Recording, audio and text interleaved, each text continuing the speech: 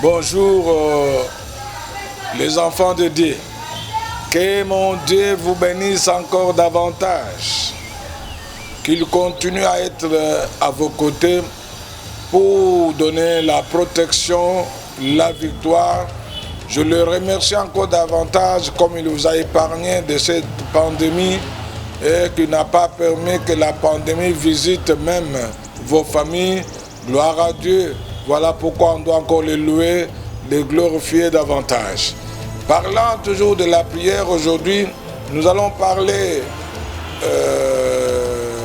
de ce qui est écrit dans le livre des Actes des Apôtres au chapitre 12, au verset 18 d'abord. Je vais lire. Quand il fit jour, les soldats firent dans une grande agitation pour savoir ce que Pierre était devenu. Bien-aimé dans le Seigneur, Dieu est capable de tourmenter tes adversaires. Dieu est capable de confondre tes ennemis. Nous voyons l'apôtre Pierre qui était emprisonné par Hérode. Dieu avait envoyé un ange aussi, cette fois-ci, toujours en prison, pour qu'il soit libéré. Et maintenant, nous parlons de ceux-là qui avaient été promis pour les garder, afin qu'ils ne s'échappent pas. Mais la Bible nous dit que ce que l'ange de Dieu a fait, aucun ange, aucun garde ne pouvait s'en apercevoir. Voilà que Pierre a été libéré, ces gens sont restés, n'ont même pas ni senti, ils n'ont même pas compris comment Pierre a été libéré de cette prison.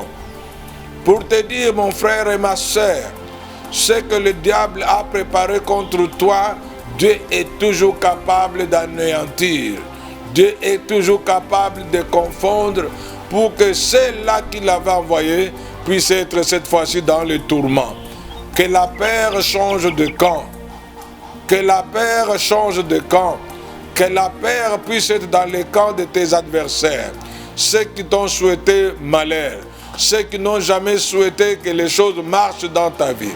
Ceux qui ont toujours souhaité que les malheurs t'arrivent. Ils ont toujours souhaité que tu échoues dans tout ce que tu entreprends. Ils ont toujours souhaité que tu échoues même dans ton mariage. Tu échoues même dans ta vie professionnelle. Pour eux, ils n'aimeraient jamais entendre que cela a marché. Mais Dieu est capable de faire que cette paix, le chèque change de camp. Comme ça a été le cas avec Pierre. Étant libéré par cet ange, et ces gens-là, qu'est-ce qu'ils allaient dire maintenant à Hérode? Parce que Hérode savait que Pierre est emprisonné et il avait confiance, très confiant devant ses gardes, croyant que les gardes ne pouvaient pas le faire échapper. Mais il s'était trompé. Un enfant de Dieu, on ne peut pas toujours penser qu'il va finir mal. C'est pour cela qu'on ne peut pas se moquer d'un enfant de Dieu. C'est lui qui maîtrise la prière. C'est lui qui connaît la force de la prière. Il ne faut jamais se moquer.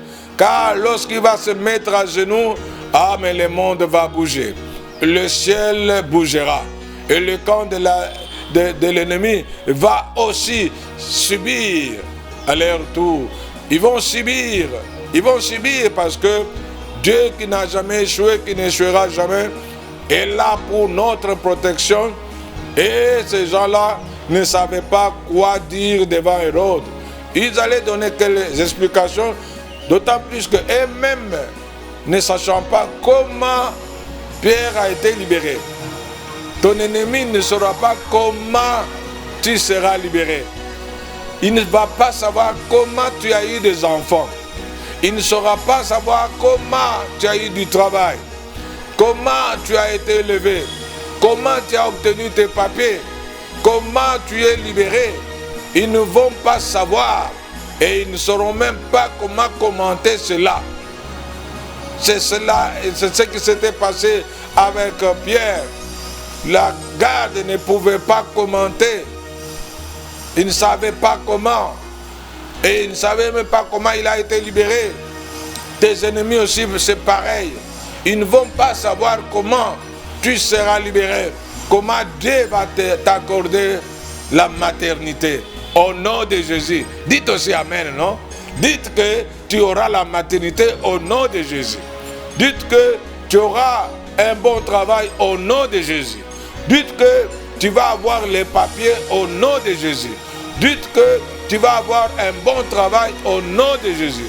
Dites que tu seras élevé au nom de Jésus. Car par la prière, tout est possible.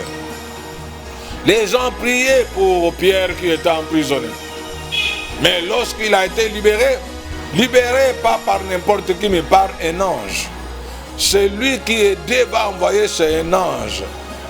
Celui qui va t'accorder ce que le monde ne pensait même pas que tu pouvais avoir. C'est ces anges-là que Dieu va envoyer. C'est la parole que tu es tenté de suivre ici, qui va faire que tu obtiens tout ce que le monde pensait que tu ne peux pas.